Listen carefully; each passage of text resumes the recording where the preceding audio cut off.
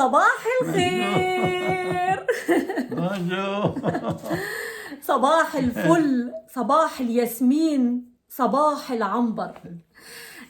أنا طبعا وعدتكم ووعدت ميسيو جانو إن في مفاجأة عملتها له سيدة إماراتية اسمها أم علي، وطبعا اسمها الحقيقي مدام هدى. عملت لميسيو جانو مفاجأة كبيرة، وقلت لكم أنا في الفيديو اللي فات لو في واحد عارف إيه هي المفاجأة، الهدية بتاعتي هتكون لو حب يكلم ميسيو جانو صوت وصورة، أو لو حب نبعت له الهدية اللي هو عايزها من باريس. وفعلا في سيدة، طبعا في كتير جدا عرفوا الإجابة، يعني بسم الله ما شاء الله، زي ما أنا قلت لكم متابعيني أذكياء جدا، لكن أنا قلت لكم أول تعليق يقول الإجابة صح، يعني في تعليقات قالوا غلط، بس أول تعليق يقع في إيديا ويقول الإجابة صح هو ده الفايز. أنا هقول اسم الفايزة بعدين، لأن هي مش كاتبة اسمها إيه، بس يعني هي كاتبة اسمها أو كاتبة اسم، بس أنا ما أعرفش الاسم ده هو إيه بالظبط. يعني هقول لكم هقول الحروف، لأنها كاتبة توبا. سابيل كوما Cuba. توبا، سابيل توبا، ما اعرفش ده اسم ايه، بس انا متاكده ان هي واحده عربيه لاني كاتبه بالعربي. المهم دلوقتي هقول لميسيو جانو ايه هي المفاجاه اللي احنا او اللي الست ام علي مدام هدى عملتها لي، وده سي كالكو شوز ساميتوش، لانه اثر فيا جدا وانا فرحت جدا. فرحت من ناس كتير، لانهم قدموا اشياء كتير لميسيو جانو لما دخل الاسلام، وفرحوا جدا بدخوله، شجعوه وقالوا له كلام حلو في التعليقات. بقرا له التعليقات، الكلام الجميل الحلو اللي انتوا بتقولوه لميسيو جانو. والله العظيم اقسم بالله احيانا بيبكي، بحلف لكم بالله ان احيانا بيبكي. من شويه قريت له تعليق عينيه بكت. ليه؟ ان انتوا ادخلتوا السعاده على الراجل دوا، واللي بيعمل خير وبيقول كلمة حلوة أو كلمة طيبة الإنسان أجره كبير جدا عند ربنا. وانتوا ترحيبكم بيه في دخوله الإسلام وتشجيعكم ليه. الراجل يعني كله بيكلمني، انا بصلي الصبح، انا بصلي الظهر، فرحان جدا، فرحان جدا ان هو دخل، فرحان جدا ان هو ملتزم جدا بالاسلام، ملتزم جدا بالصلاه بالوضوء، فرحان جدا بحبكم ليه وتشجيعكم ليه. هو ده اللي ساعدني كتير ان ميسيو جانو يخش الاسلام، لاني انا قبل اليوتيوب فعلا انا يعني تعثرت كتير معاه، ولما كنت اقرا له التعليقات واقول له الناس بيقولوا لي ايه والناس بيشجعوني بايه، والله العظيم يعني كلامكم معايا في التعليقات وتشجيعكم ليه، والكلام اللي انتوا كنتوا بتقولوا خليه يتفرج على البرنامج الفلاني، وطبعا الكتب اللي بعتوها حاجات كتير ساعدتوني ان الراجل ده يخش الاسلام. وهو بيحبكم بدون ما يشوفكم، بيقول لي نفسي اشوفهم، الناس اللي بيقدموا له هدايا، الناس اللي بيبعتوا له هدايا، حتى هو بيقول لي نفسي ابعت هدايا لكل الناس اللي بيحبوني. المهم انا بشكركم جدا، لاني فعلا جبر الخواطر ان انتوا اجبرتوا بخاطر الراجل ده، بشكركم من كل قلبي. دلوقتي هقول له المفاجاه، وهقول لكم المفاجاه، واللي انتوا فعلا عرفتوها في التعليقات، برافو عليكم. ميسيو جانو، Oui. alors moi j'ai une surprise pour toi. Ah, J'ai par exemple. une grande surprise pour toi. Ah, c'est بقول له très انا ليه bien. في C'est très مفاجاه bien. كبيره جدا عايزه اقولها لك. Je suis content. Il y a une dame vient de l'Émirat Oui. qui a fait le pèlerinage. Elle est partie à la Mecque, elle fait le pèlerinage pour toi. Le pèlerinage est Le pour moi. pèlerinage, c'est-à-dire quoi le pèlerinage? Normalement, dans notre religion islam, il y a 5 piliers dans notre religion. Le premier, le deuxième, le troisième, le quatrième, ils sont obligatoires de le faire. Mais les cinquièmes, c'est quoi? C'est le pèlerinage. C'est pas obligé. C'est pour les personnes qui peuvent le faire. Parce qu'elle est très dure, c'est pas facile à faire. Et les personnes, elles doivent faire le pèlerinage, doivent être en bonne santé, pas malade, elle a pas de date, elle a les moyens de le faire. Et cette dame, elle a fait à ta place ou à votre place le pèlerinage. Elle est partie à la Mecque, elle a fait pour toi avec une bonne attention à votre nom, comme vous avez fait vous-même le pèlerinage. Et le pèlerinage, c'est-à-dire Dieu, il y fasse pour vous toutes vos péchés, le petit et le grand. Elle efface toutes les fautes que vous avez fait dans votre vie. Vous allez devenir comme un bébé. Votre âme elle devenira comme une feuille blanche. Une feuille blanche. Dieu, il a effacé tout pour toi.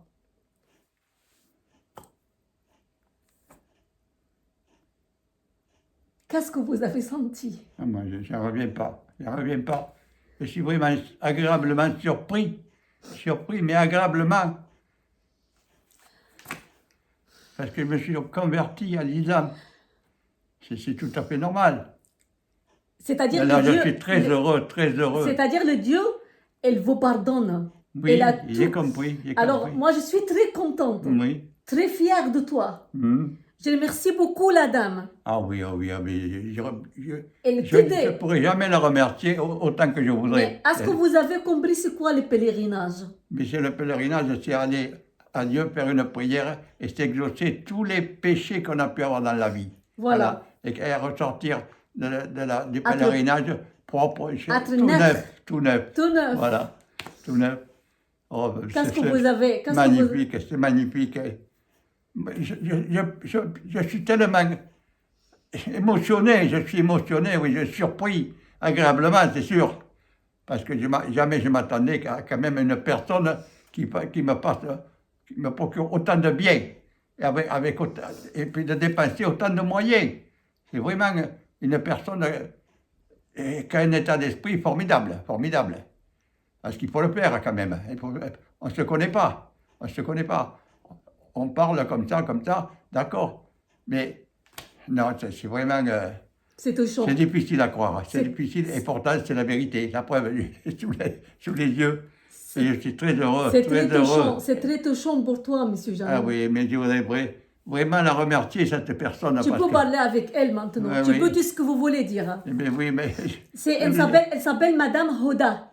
Même Riba, Madame Hoda. Reba, Hoda. Reba. Ouais. H. Hoda. Eh bien, je vais lui dire un grand merci. Je ne peux même pas trouver le mot juste, le qualificatif qui s'adapte à ce que vient de faire cette personne pour moi. Tellement c'est grand, c'est grand. Voilà. C'est magnifique. Moi, jamais je me serais attendu à ça dans ma vie. J'ai rien fait, je ne pense pas avoir rien fait de terrible pour arriver à avoir déjà une récompense. Pour moi, c'est une récompense énorme, énorme. Ça n'a pas de valeur, ça n'a pas de valeur. Je suis très, très heureux et je remercie beaucoup cette personne, beaucoup. Cette personne, je suis persuadé qu'elle a un état d'esprit qui est vraiment puissant et magnifique. Ah oui. On ne doit pas être loin l'un de l'autre, je ne pense pas. Comme Dieu a dit, aimez-vous, aidez-vous. Et ça, il y a longtemps que je le pratique, et cette personne-là, elle le pratique encore aujourd'hui vis-à-vis de moi. Aimez-vous, aidez-vous. Voilà. Merci, merci, merci, madame, merci, merci. انا طبعا شرحت المسيو جانو على السريع. قلت له طبعا في بدايه الفيديو اني Ouais. tu pleures monsieur Jean. Oui, mais ça me touche au cœur, c'est formidable, c'est formidable. Arriver à faire des choses comme ça, vraiment c'est un sacrifice énorme, de faire le voyage, de déplacement et tout, de faire tout ça à mon compte, me sortir tous les défauts que j'ai pu avoir, les petites saletés qu'on peut faire dans la vie, à droite à gauche, comme tout le monde du Tout reste. le monde fait des Voilà, bêtises, tout le c'est monde normal. fait des bêtises. Et ressort blanc comme neige, Comme un être. Voilà, comme un neige. Ah ben c'est magnifique, magnifique. ميرسي بوكو مدام ميرسي. ميرسي، احنا بنشكرك ميرسي. من كل قلبنا ام علي. آه وي، طبعا ميرسي انا مدام. بس على السريع قلت لمسيو جانو في ميرسي بدايه بيان. الفيديو ان في مفاجاه. مسيو جانو Oui. والله انا ما كنتش اتوقع المفاجاه دي. توقعت مثلا ان نكون مثلا عامله عمره. يعني عمره لميسيو جانو او كده، زي المدام اللي هي ام اياد اللي عملت لميسيو جانو عمره مصريه من مصر، عملت له عمره، بنشكرها من كل قلبنا الام اياد. انا توقعت لما قالت لي في مفاجاه قلت عمره، او قلت مثلا هديه جلبيه او اي حاجه زي كل الهدايا اللي جات لي ميسيو جانو. لكن لما بعتت لي رساله قالت لي انا عايزه اسم ميسيو جانو، زي ما قالت لي ام اياد، قالت لي انا عايزه اسم جانو ازاي بتكتبيه بالفرنساوي وازاي بينكتب بالعربي، عشان عايزه اعمل له مفاجاه. انا قلت عمره. بس لما خلصت الحج وعملت مناسك الحج ورجعت على الامارات وبعتت لي رساله، قالت لي انا الرساله بعتتها لي مش من وقت كبير، وقت ما عملت معاكم الفيديو، قالت لي انا عملت لميسيو جانو الحج. قالت لي الحج انا عملته لنفسي في السنين اللي فاتت، وما اقدرش اعمل حج الانسان على كلامها الا لما اكون انا حجيت سابقا. فقالت لي المره دي عملت الحج او رحت خصوصي احج من اجل ميسيو جانو. فقالت لي انا استني هبعت لك شهاده الحج لميسيو جانو اول ما تطلع هبعتها لك. فانا لما عملت معاكم الفيديو قلت لكم انا هستنى لما تبعت لي شهاده الحج، وبعد كده هقول لكم لما تبعت لي الشهاده هقول لكم ايه المفاجاه وهقولها لميسيو جانو. بس انا الحاجات دي بتاثر فيا قوي. ليه؟ لاني شوف المسلمين وكرمهم وحبهم. طبعا احنا مسلمين او مسيحيين، كلها اديان ربنا، بس المسلمين اللي يعني المسلمين او المسيحيين اللي بيساعدوا بعض او بيقدموا الخير لبعض مهما كانت ملتهم او مهما كانت جنسيتهم، ده شيء عظيم. لان كل الاديان السماويه اللي نزلت من السماء بتحفز الناس وبتطلب من الناس ان انتوا تحبوا بعض وتساعدوا بعض. هي دي الاديان السماويه. فالحمد لله ان انتوا كمسلمين شجعتوا ميسيو جانو على دخوله الاسلام، اللي عملوا عمره واللي بعت له مصاحف واللي بعت له هدايا. وفي هدايا في ناس والله العظيم انا ما بحبش احلف، في ناس قالوا لي يا ريت ما تقوليش ولا تقولي اسمنا ولا تقولي احنا بعتنا ايه. فكميه الهدايا اللي جات لي ميسيو جانو الجميله من اخت تانية في الامارات، برضو بقى اسمها مريم، السيده مريم او الانسه مريم، بعتت لي ميسيو جانو هديه حلوه جدا. جزاك الله كل خير يا مريم، لانها شابه صغيره. بشكرك من كل قلبي، بشكر كل الناس. يا رب ما كنتش نسيت اسم، لان الهدايا جت كتير لميسيو جانو والرسائل الحلوه. بشكركم كلكم. بشكرك يا ام علي على مدام هدى اماراتيه، بشكرك على الحج اللي عملتيه لميسيو جانو، وبشكرك على الشهاده اللي انا هديها له دلوقتي. يمكن الشهاده ما احبش ان انا مثلا ابين اسمها بالكامل، لانها ما حبيتش برضو ان الاسم يكون بالكامل. الشهاده اهي بتاعت الحج اهي على السريع، هديها لميسيو جانو. بشكرك جدا. وهي ماضيه تحت توقيعها، بس هنا اوريكم التوقيع بتاع الشهاده من تحت اهو، مكتوب هدى وفي شهود وكده. وطبعا دي وكاله عن حج البدل. Ça c'est l'attestation quand vous avez fait le priage.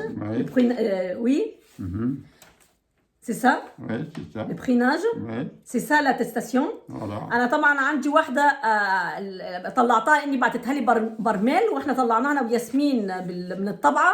عندي واحدة بالألوان وواحدة أبيض وأسود، فهي دي اللي قدرت شوية أطلعها بالألوان يعني.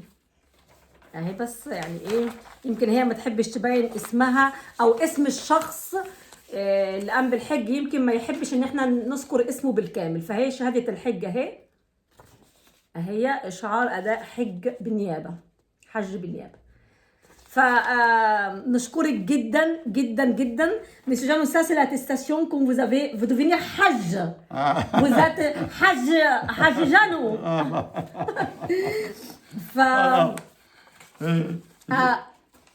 J'étais déjà, depuis ma naissance, je pratique, sans le savoir. J'étais déjà à pratiquer l'islam, sans le savoir. Toujours cette façon de vivre, toujours à aider, à aimer son prochain, toujours. Voilà. C'est notre façon de vivre. Et c'est tout à fait normal. C'est le numéro 1 de la vie, ça. Numéro 1 de la vie. أوريكم بس ثانية دي الشهادة الثانية. Faut s'aimer, faut s'aider. أهي لأن الشخص اللي قام بالحج مش عاوز إن احنا نقول اسمه بالكامل، فهي الشهادة أهي. Voilà. او هي طلبت ان انا ما اذكرش الاسم ده بناء على طلبها، وانا بحترم رغبتها.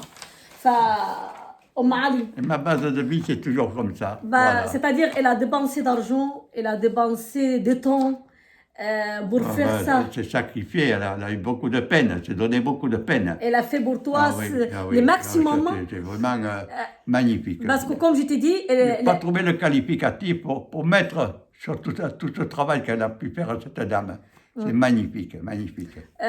c'est-à-dire les pèlerinages, comme je t'ai dit, il faut avoir une bonne santé, il faut pas être en dette, il faut pas être quelqu'un qui a des dettes, il faut le moyen pour faire ça. C'est très dur à faire, c'est très dur à faire, c'est pas facile. Pour ça, Dieu dit, Vraiment, pour ça, Dieu dit qu'ils peuvent le faire, qu'ils peuvent.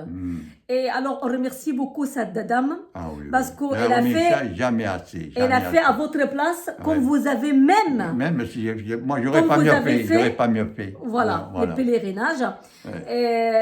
Dieu, il a effacé toutes vos épêches, le petit et le grand, tous vos efforts, vous devenir être un être propre. Le maximum. Votre âme devenir blanche, comme une feuille blanche. Alors maintenant, on repart dans la vie, tout neuf. Voilà. Tout neuf. On repart dans la vie tout neuf. أنا بس شرحت المسيونو على السريع إني أركان الإسلام 5. الأربعة الأولانيين لازم نعملهم، سي اوبليغاتوار.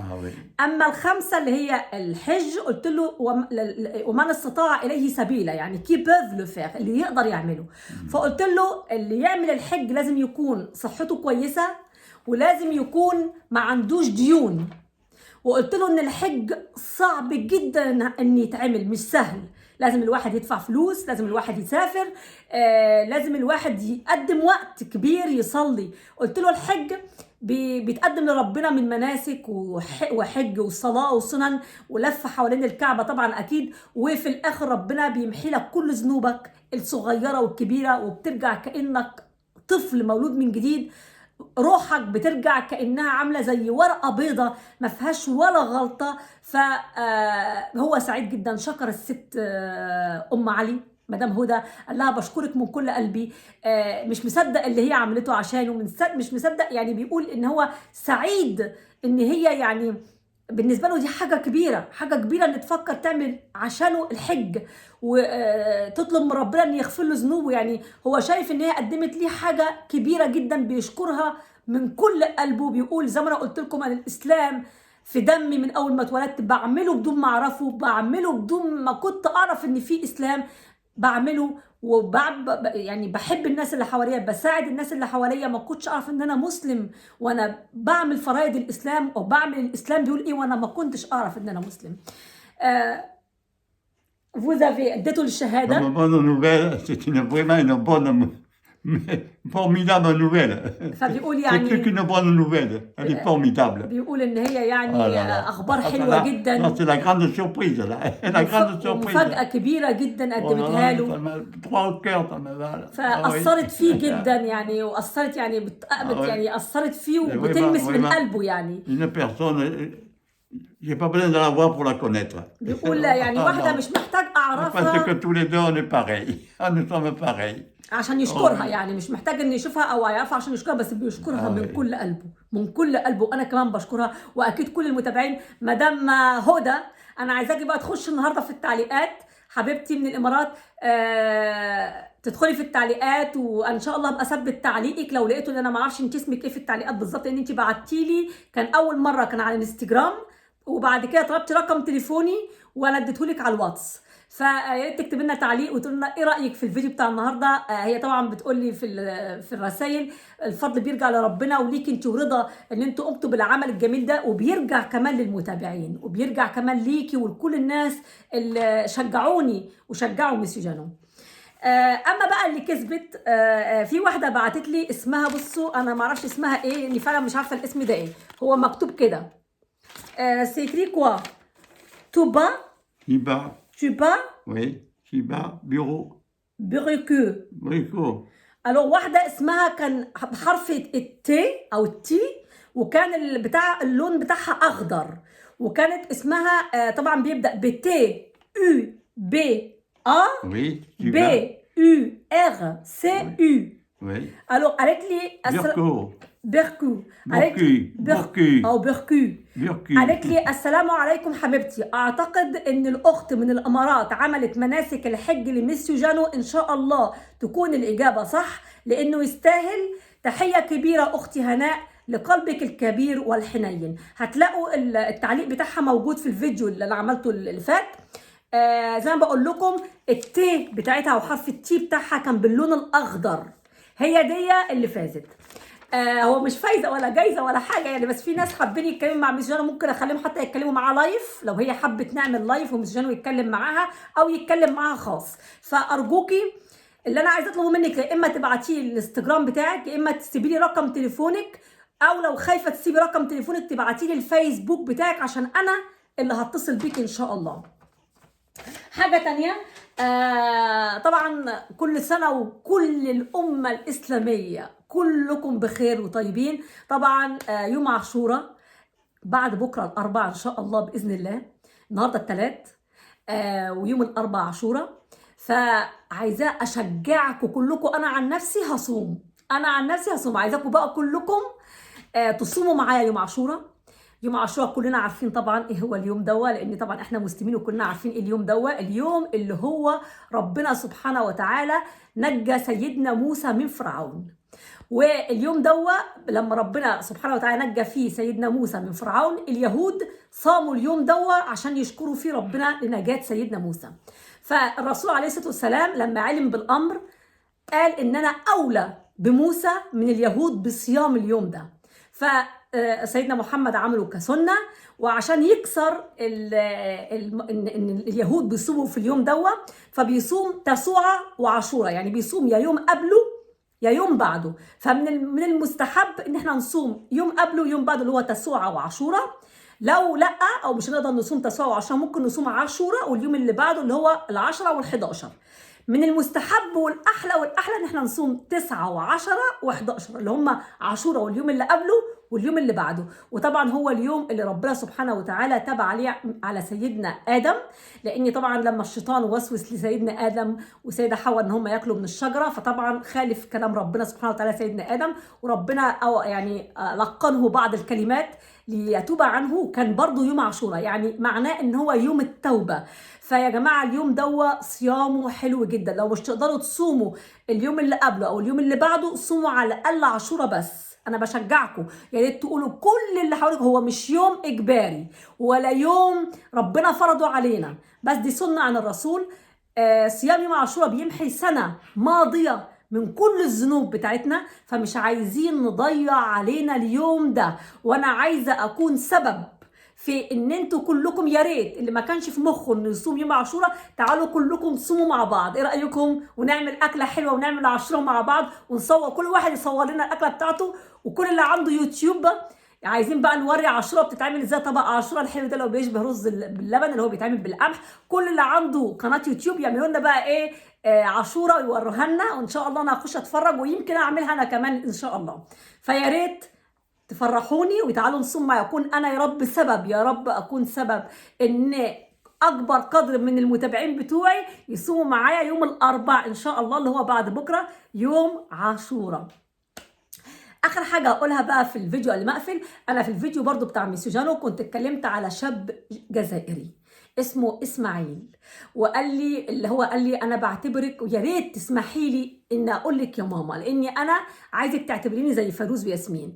الشاب الجزائري ده والله العظيم ما قاليش ادعميني خالص، ولا قال لي عايزك تذكري قناتي عندك ولا تدعمي ولا تحطي لي في المنتدى ولا اي حاجه. كل اللي قاله لي يا امي لو عندك وقت، يا امي العزيزه لو عندك وقت خشي خدي فكره عن قناتي وقولي لي ايه رايك فيها. قناته قناه دينيه، انا هحط لكم القناه بتاعته في اول تعليق مثبت في الفيديو بتاع النهارده. يا ريت بقى كلنا نخش نشجع الشاب الجزائري دوا ونشترك عنده في القناه ونشجعه لانه شاب ضرير. قناه دينيه من حقنا ان احنا نشجعها ونقف جنبها كلنا. وزي ما بقول لكم والله ما طلب مني دعم، بس كلامه كان مؤثر جدا لما قال لي اعتبريني ابنك. فانا فعلا اعتبرته ابني ولي الشرف كل الشرف ان حد يطلب مني ان اكون امه يا اسماعيل. يا ريت تكون سامع الفيديو بتاع النهارده، وان شاء الله كل اللي بيحب اسماعيل وبيحب الشعب الجزائري يشترك في قناه اسماعيل ان شاء الله. عايزه اتكلم في موضوع ايه تاني؟ مفيش اي حاجه عشان ما نضيعش وقت الفيديو. خلاص وقت الفيديو انتهى. بس عايزه اقول حاجه اخيره في الفيديو قبل ما اقفل. بنشكر الشاب المصري، هو ما قالش اسمه ايه، في شاب عمل عمره بالنيابه عن الشهيد جمال بن اسماعيل، اللي هو الشهيد الجزائري اللي راح ضحيه في الجزائر. ففي شاب مصري عمل له عمره، واحنا بنشكر كلنا الشاب المصري ده وبنقول له تحيه. وده مش بعيد عننا كمصريين ان احنا نقدم اي حاجه بسيطه لاخواننا العرب كلهم، وكلنا يعني نعتبر اشقاء، عرب اشقاء، ان كان مغرب او جزائر او مش عايزه اقول بقى كل البلاد عشان ايه هنسى وفي ناس هيزعلوا. وطبعا لبنان، لان في واحد دخل الصبح قال لي مدام هناء انت عمرك ما ذكرتي لبنان في قناتك، انت ما بتحبيش لبنان. والله العظيم انا بحبكم كلكم، بس انا بنسى اقول اسماء الدول العربيه. سامحوني سامحوني سامحوني. بعشق كل العالم وكل دوله ان كانت اوروبيه او عربيه وفيها عرب من اي مله او من اي جنسيه او من اي دين، بعشقكم وبحبكم كلكم. فعايزين بس ولو تسمحوا لي قبل ما اقفل الفيديو برضو لحظه حداد على روح الشهيد جمال قلنا جمال بن ايه، بن اسماعيل. يا ريت بس لحظه حداد نقرا الفاتحه على روحه.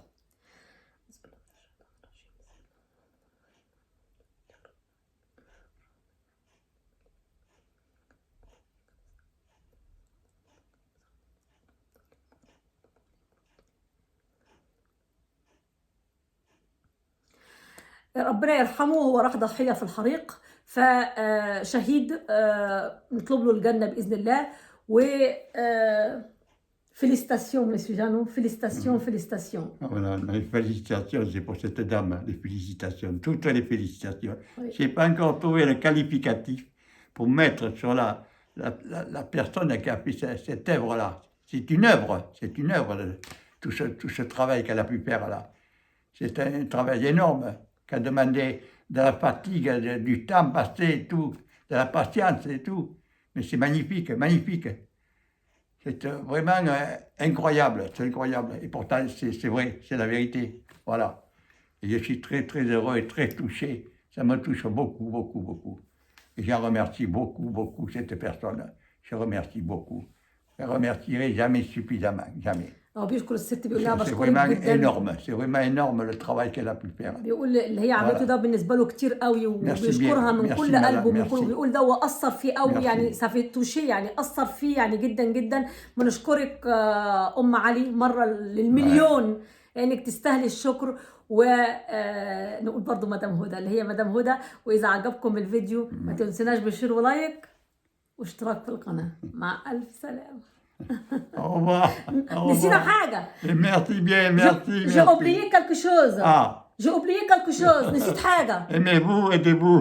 Non, j'ai oublié quelque chose de très important. Ah, بقول نسيت حاجة مهمة جدا. le plus important. Très Ah, important. ça m'étonne. Pas plus important, pas plus, pas Non, plus. non, parce que ça, c'est magnifique. J'ai pas dit plus. Ah bon. J'ai dit très. Très important. نسيت حاجة. C'est-à-dire. attends, نسيت حاجة، استنى. مسيو جانو نكمل اليوتيوب دوت شقي وكمان حب. Jeannot est très Merci, content. Jeannot, on est très que content, les très content. دوت شقي وكمان حب. مسيو جانو نكمل اليوتيوب دوت شقي وكمان حبه. Au revoir, au مسيو revoir. جانو نكمل اليوتيوب دوت Merci شقي bien, وكمان madame. حبه. Encore ان شاء mille الله merci, هنعمل حفلة merci, كبيرة merci. جدا جدا جدا Au للحاج revoir, جانو. Au revoir. باي باي. Allez, au revoir.